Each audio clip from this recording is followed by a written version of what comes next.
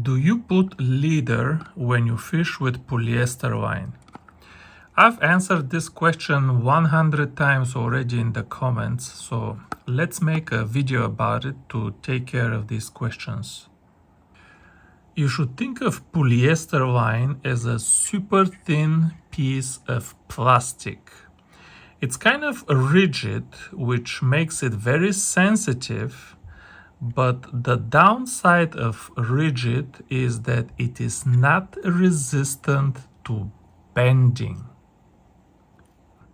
Look at the antenna on this beautiful float. You know, the antenna is kind of made of the same plastic that this line is made of.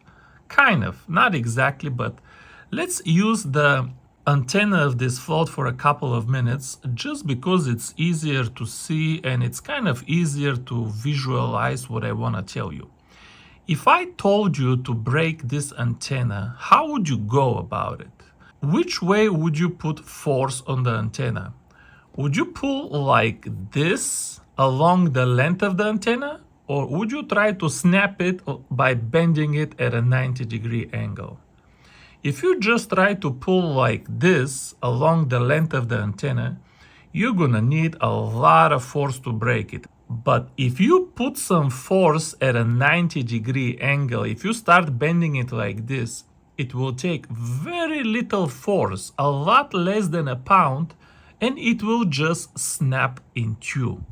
This is just the nature of plastic, folks. Plastic is brittle.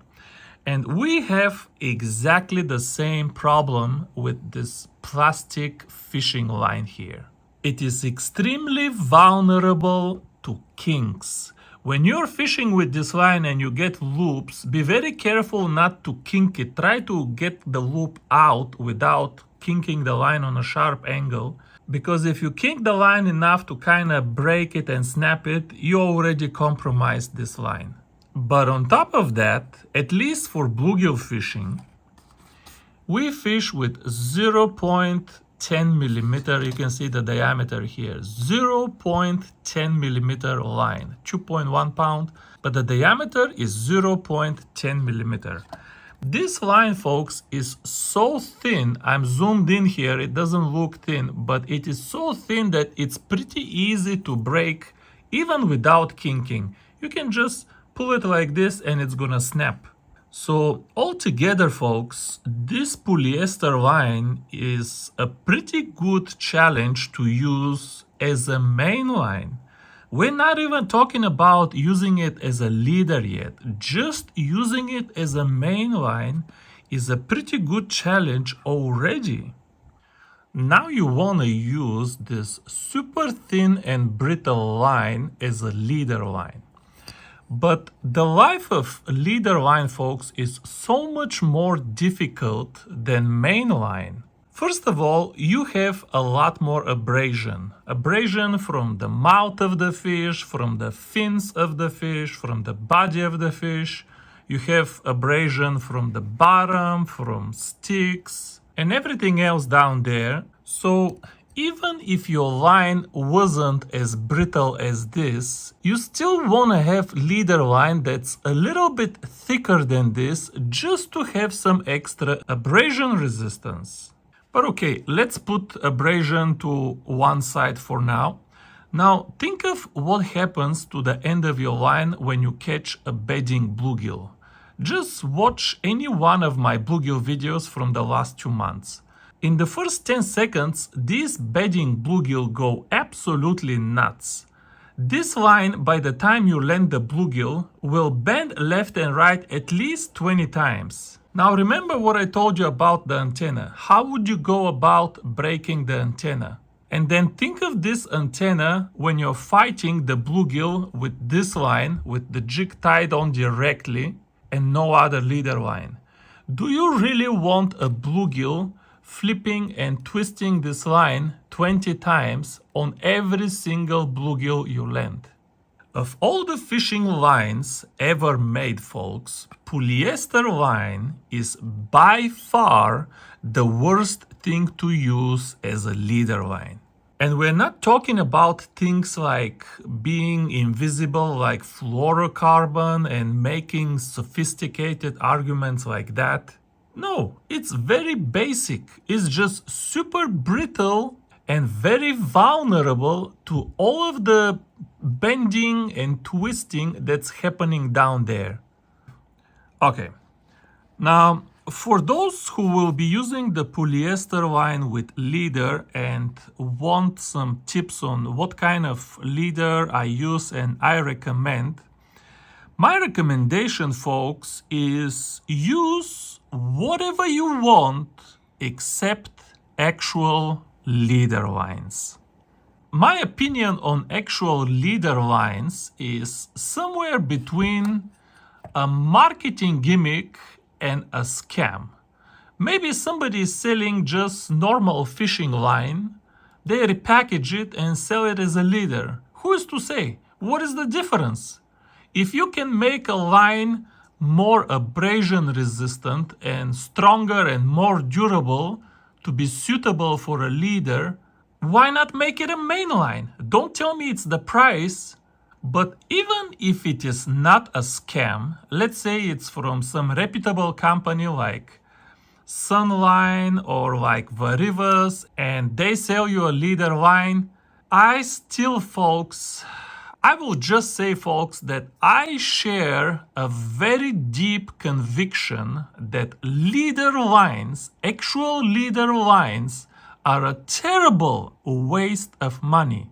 I myself, folks, I will tell you this honestly, I have never used leader line for ultralight fishing. A long time ago in Chicago, I bought some leader line when I was trolling those crankbaits for salmon.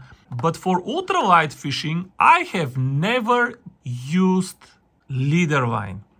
Now, I'll show you what I'm using myself for leader line in a second.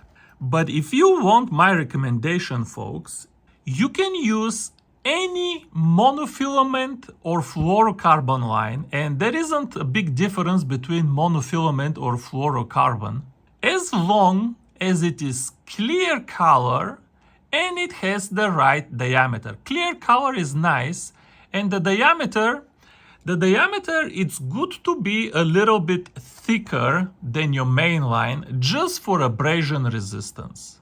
But you don't want it too thick either, because then the fish will start to sit, the jig will not be able to play very nice. So I do like a specific diameter for leader line.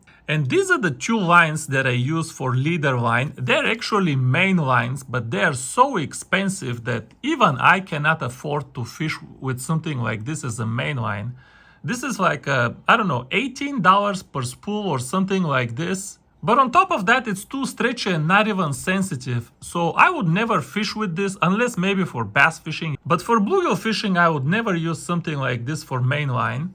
But for leader, this fluorocarbon works great just because it is clear and the diameter is 0.15, 0.16 millimeter.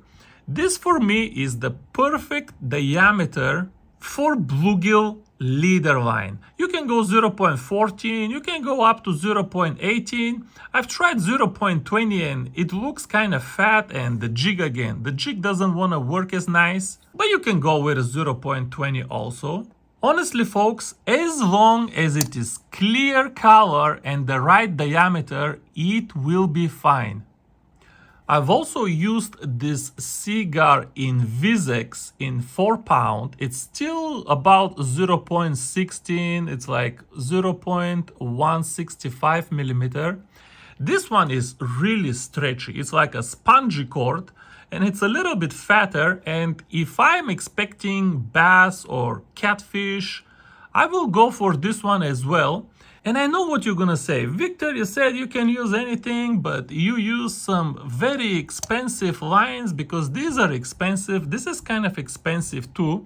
Listen, I'm not saying that expensive line is not better than cheap line. It is. But if this is your main line, folks, 0.10 millimeter thin and brittle plastic, You can buy the cheapest monofilament from Walmart or Bass Pro Shop or eBay or China. I don't care where you get the cheapest monofilament that you can find. If it is 0.15 millimeter diameter, it will still be much stronger than this. By the way, the cross section of 0.15 millimeter line is more than double the cross section of 0.10 millimeter line, because 10 times 10 is 100 and 15 times 15 is 225. So more than twice the cross section of this line.